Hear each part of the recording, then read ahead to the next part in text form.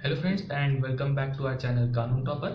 आज मैं आपको इस वीडियो में बताऊंगा कि कैसे एनवायरमेंटल लॉ एक फ्लरिशिंग करियर अपॉर्चुनिटी बन सकता है लॉ स्टूडेंट्स के लिए और यहाँ तक कि प्रेजेंट लीगल प्रैक्टिशनर्स के लिए भी, क्योंकि आज की डेट में हम ये देख रहे हैं कि एनवायरनमेंट बहुत ही ज़्यादा कंसर्निंग फैक्टर हो चुका है हमारी सोसाइटी के लिए।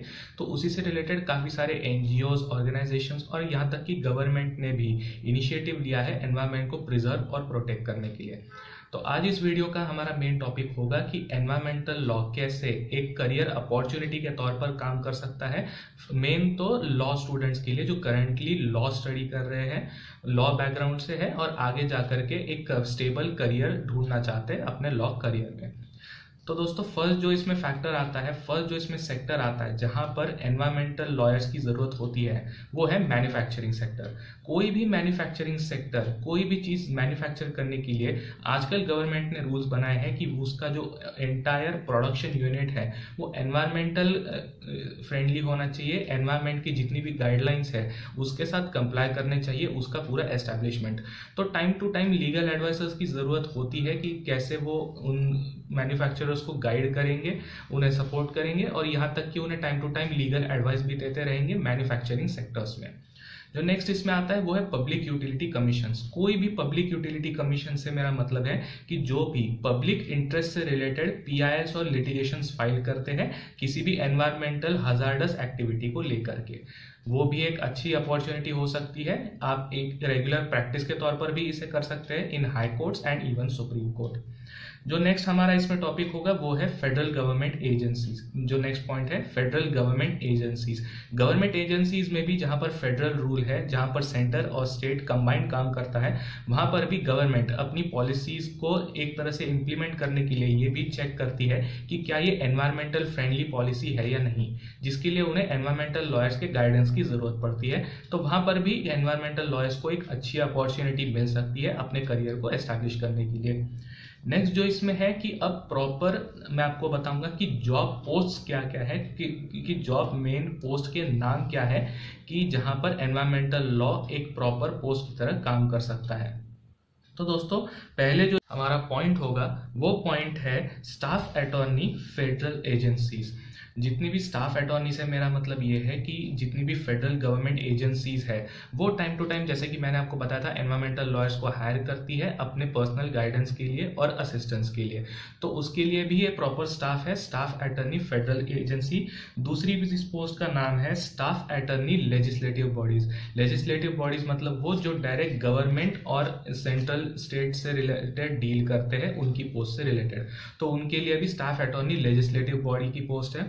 थर्ड इसमें आता है staff attorney public interest organisation. Public interest जैसे मैंने आपको पिछले पॉइंट में भी बताया था कि जो पीआईएल्स और पब्लिक इंटरेस्ट लिटिगेशंस और कई और एनवायरमेंटल रिलेटेड पिटिशंस फाइल करती है उनके प्रोटेक्शन और प्रिजर्वेशन के लिए, तो उसके लिए भी स्टाफ अटॉर्नी की एक अलग से सेपरेट पोस्ट होती है नेशनल एंड गवर्नमेंट लेवल पर।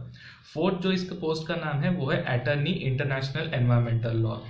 एनवायरनमेंट आज की डेट में इंटरनेशनल ग्लोबल लेवल पर कंसर्निंग इश्यूज हो चुका है, तो अलग अलग लेवल पर उन्हें भी अटर्नीज की जरूरत होती रहती है एनवायरमेंटल इश्यूज के साथ डील करने के लिए।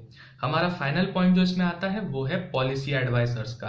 पॉलिसी एडवाइजर से रिलेटेड मेरा मतलब ये है कि जितनी भी गवर्नमेंट पॉलिसीज है, गवर्नमेंट पॉलिसीज जो एक सिस्टमैटिक वे में गुजरती है, पहले Lok Sabha, Rajya Sabha and then president, इससे पहले भी गवर्नमेंट जो एक रफ ड्राफ्ट रेडी करती है अपनी पॉलिसीज का, तो उसके लिए अब जैसे कि एक मेजर कंसर्न हो चुका है एनवायरमेंट प्रोटेक्शन, तो वहां पर हर लेवल पर एनवायरमेंटल लॉयर्स एंड एडवाइजर्स की गाइडेंस ली जाती है, ये इंश्योर करने के लिए कि उनकी पॉलिसीज हर स्टेज पर, हर स्टेप पर एनवायरमेंट को हजार्डस ना हो, एनवायरमेंट को ज्यादा नुकसान न करे, एनवायरमेंटल फ्रेंडली पॉलिसीज बनाई जा सके। इसके लिए जो नेक्स्ट हमारा पॉइंट है वो है government department that hires environmental lawyers.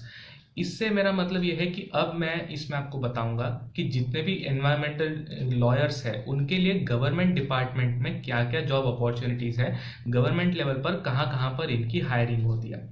First इसमें है एनवायरमेंटल मिनिस्ट्री, जो कि सेंट्रल गवर्नमेंट और स्टेट गवर्नमेंट दोनों में होती है। Next is NITI Aayog. नीति आयोग में वो जहां पर प्रॉपर सिस्टमैटिक प्लानिंग की जाती है हर एक पॉलिसी एंड रेगुलेशन की नेशनल गवर्नमेंट के थ्रू, वहां पर भी नीति आयोग में भी उन्हें एनवायरमेंटल लॉयर्स की रिक्वायरमेंट होती है। Third is NGT. NGT is national green tribunal. National green tribunal में भी केसेस को आउट ऑफ कोर्ट सेटलमेंट करने के लिए एक सेपरेट ट्रिब्यूनल बनाया गया है। वहां पर भी लॉयर्स और एज अ डिस्प्यूट को सेटल ऑफ करने के लिए वहां पर भी अलग अलग लेवल पर अटर्नीज लॉयर्स की रिक्वायरमेंट होती रहती है। Fourth is centre for international law. International law जैसे कि मैंने आपको बताया था कंसर्निंग इशू है पूरे ग्लोबल लेवल पर, तो उनके लिए भी अटर्नीज की रिक्वायरमेंट वहां पर है गवर्नमेंट डिपार्टमेंट्स में, यहां तक कि इंडियन गवर्नमेंट में भी और फॉरेन गवर्नमेंट्स में भी। फिफ्थ इसमें जो पॉइंट आता है वो है डिपार्टमेंट ऑफ एनर्जी। जैसा कि आप सब जानते हैं दोस्तों, डिपार्टमेंट ऑफ एनर्जी यानी आज की डेट में चल रहा है renewable energy and sustainable energy. तो मेन कंसर्निंग इश्यूज वही है, वो लॉयर्स जो कि एनर्जी के डिपार्टमेंट में स्पेशलाइजेशन है जिनका, या जो इस फील्ड में थोड़ी बहुत भी जानकारी रखते हो, उनका स्पेशलाइजेशन हो, या जो एमिनेंट पर्सन्स हो, एमिनेंट लॉयर्स हो, उनके लिए ये जॉब पोस्ट गवर्नमेंट डिपार्टमेंट में हो सकती है। फ्रेंड्स, जो नेक्स्ट मैं आपको पॉइंट बताऊंगा वो है कि लॉ स्टूडेंट्स इस अपॉर्चुनिटी का अपने लॉ बैकग्राउंड से ही, जब से वो कॉलेज में होते हैं, अपने ग्रेजुएशन डेज से ही कैसे इसका बेनिफिट उठा सकते हैं। फ्रेंड्स, अलग अलग लेवल पर आज की डेट में एनवायरमेंटल लॉ से रिलेटेड कॉन्फ्रेंसेस हो रही है एंड मेन जो इसमें कंसर्न है, जो मेन इसमें इशू है वो है कि आप अलग अलग लेवल पर आर्टिकल्स लिख सकते हैं और पेपर प्रेजेंटेशंस भी कर सकते हैं, जिससे कि आप अलग उनके लेवल पर ये सब करके अपनी इमेज एस्टैब्लिश कर सकते हैं एज एन एनवायरमेंटल लिटिगेटर या as an environmental lawyer. Friends, मैंने भी अपने ग्रेजुएशन के डेज में और यहाँ तक कि पोस्ट ग्रेजुएशन के डेज में भी कुछ एनवायरमेंटल लॉ से रिलेटेड पेपर्स प्रेजेंट किए थे।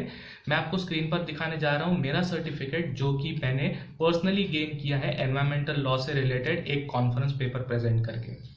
तो फ्रेंड्स, ये जो आपको स्क्रीन पर दिखाई दे रहा है ये है मेरा कॉन्फ्रेंस पेपर, जिसके लिए मुझे ये सर्टिफिकेट मिला हुआ था, जो मैंने अटेंड किया था अपने पोस्ट ग्रेजुएशन के डेज में। और ये जो आप मेरा इसमें सब्जेक्ट भी देख सकते हैं कि पब्लिक पॉलिसी से रिलेटेड भी है, एनवायरमेंटल डिसीजन मेकिंग, कि कैसे कैसे पॉलिसीज जो है अलग अलग लेवल पर, इंटरनेशनल लेवल पर जो पॉलिसीज है एनवायरमेंट को लेकर के कैसे उसका इफेक्ट पड़ता है, एनवायरमेंट पर उसका कैसे इफेक्ट होता है। और यहाँ तक कि इसका एक इंटरनेशनल कंपैरिजन है इंडिया का और चाइना का कंपैरिजन मैंने अपने इस पेपर में दिया हुआ था। इसी पेपर को प्रेजेंट करने के लिए मुझे यहाँ पर ये सर्टिफिकेट पर्सनली मिला हुआ है। तो फ्रेंड्स, ऐसे ही आप इसके रिलेटेड एनवायरमेंटल लॉ से रिलेटेड भी काफ़ी सारे कॉन्फ्रेंस में पेपर्स प्रेजेंट कर सकते हैं, जिससे कि आप एक एनवायरमेंटल लिटिगेटर के तौर पर अपनी इमेज को एस्टैब्लिश कर पाएँ। फ्रेंड्स, अगर आज का वीडियो आपको इन्फॉर्मेटिव लगा, अच्छा लगा, तो प्लीज़ चैनल को लाइक कीजिए, सब्सक्राइब और शेयर भी ज़रूर कीजिए। और ऐसे ही इंटरेस्टिंग कंटेंट के लिए सब्सक्राइब ज़रूर कीजिएगा कानून टॉपर के लिए। फ्रेंड्स, मिलता हूँ आपसे नेक्स्ट वीडियो में, तब तक के लिए